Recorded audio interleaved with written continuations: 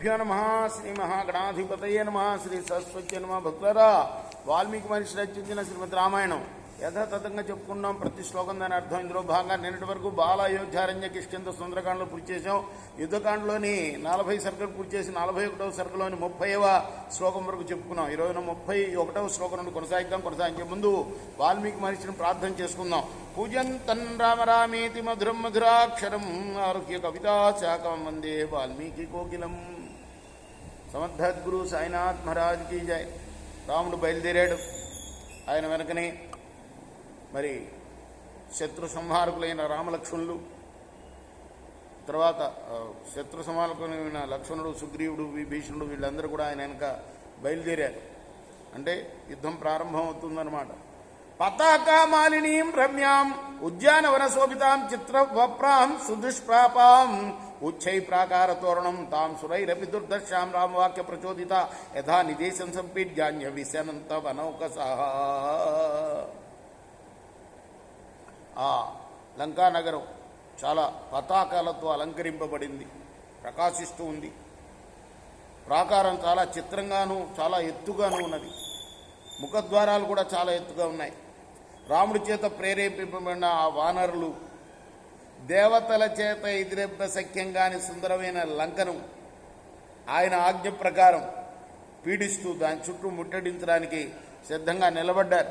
లంకాయాస్తు ఉత్తరం ద్వారం శైలశృంగమివోన్నతం రామ సహమజో ధన్వి జుగోపచర రోధచ సహానుజో ధన్వి. లక్ష్మణ సహితుడైన రావణుడు ధనస్సు ధరించి లంకానగర ఉత్తర ద్వారాన్ని రక్షిస్తూ లోపటి వాళ్ళు బయటకు రాకుండా నిరోధించాడు. ఆ లక్ష్మణుడు రాముడు ఇద్దరు అన్నమాట. ఉత్తర ద్వారం లంకా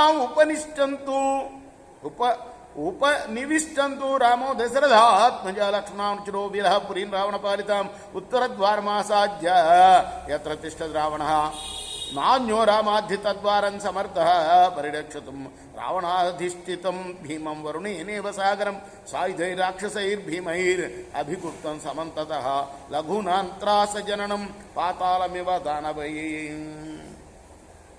రాముడరా లక్ష్మణ సహితుడై రావణుడిచే రక్షింపబడుతున్న లంక చేరి దేని దగ్గర రావణుడు ఉన్నాడో అటువంటి ఉత్తర ద్వారం దగ్గర నిలిచాడు. రావణుడి చేత అధిష్ఠింపబడిన ఆ ద్వారం వరుణుడు అధిష్ఠించి ఉన్న సాగరంలాగా చాలా భయంకరమైనది. ఆయుధాలు ధరించిన భయంకరమైన రాక్షసులు దాన్ని అన్ని వైపుల నుండి కూడాను రక్షిస్తూ ఉన్నారు. దానవులతో కూడిన పాతాళంలాగా ఆ ద్వారం సామాన్యులకు భయం పుట్టిస్తున్నది. అటువంటి ఆ ద్వారాన్ని రక్షించడానికి అంటే ముట్టడించడానికి రాముడు తప్ప మరెవ్వరు కూడా సమర్థులు కాదు కదా. విన్యస్తాని చ యోధానాం బహూని వివిధాని చ దదర్శాయుధజాలాని తదైవ కవచాని చ. అక్కడ ఉన్న యూదులకు చెందిన అనేక విధమైన ఎన్నో ఆయుధాలని కవచాలని చూచాడు రాముడు. పూర్వంతు ద్వారమాసాధ్య నీలో హరిచమూపతి అతిస్తత్సహమైందేన ద్వివిధేన చ వీర్యవానిక. పరాక్రమంతో నీలుడు మైందునితో ద్వివిధునితో కలిసి తూర్పుద్వారం దగ్గర నిలబడ్డాడు. అంటే లోపల వాళ్ళని బయటికి రానివ్వకుండా అక్కడక్కడ సఫా చేసేయాలనమాట. అది వ్యూహం. అంగతో దక్షిణ ద్వారం చక్రాస్ మహాబల వృషభేన గవేక్షణ గజేన గవయవచ. ఉత్తర ద్వారం అయిపోయింది, తూర్పు ద్వారం అయిపోయింది. ఇక అంటే ఉత్తర ద్వారం స్వయంగా రామలక్ష్మణులు ఇద్దరు, తూర్పు ద్వారం ఏమో నీలుడు మైంద్రుడు ద్వివిధుడు వీళ్ళ రక్షణలో. ఇక చాలా గొప్ప బలం కలిగే అంగదుడు యువరాజు ఉన్నాడే ఈయన వృషభ గవాక్ష గజ గవయులతో కలిసి అంగదో దక్షిణ ద్వారం జగ్రాహ సుమహాబల వృషభేన గవాక్షేన గజేన గవయేవచ. దక్షిణ ద్వారం దగ్గర నిలబడ్డారు.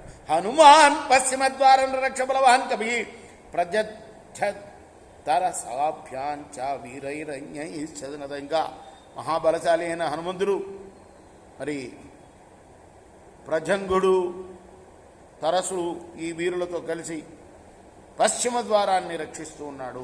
ఈ విధంగా వ్యూహం ఉన్నది. రేపు మనం 41వ శ్లోకంలో కొనసాగిద్దాం. కృష్ణార్పణం సాయి కృష్ణార్పణం.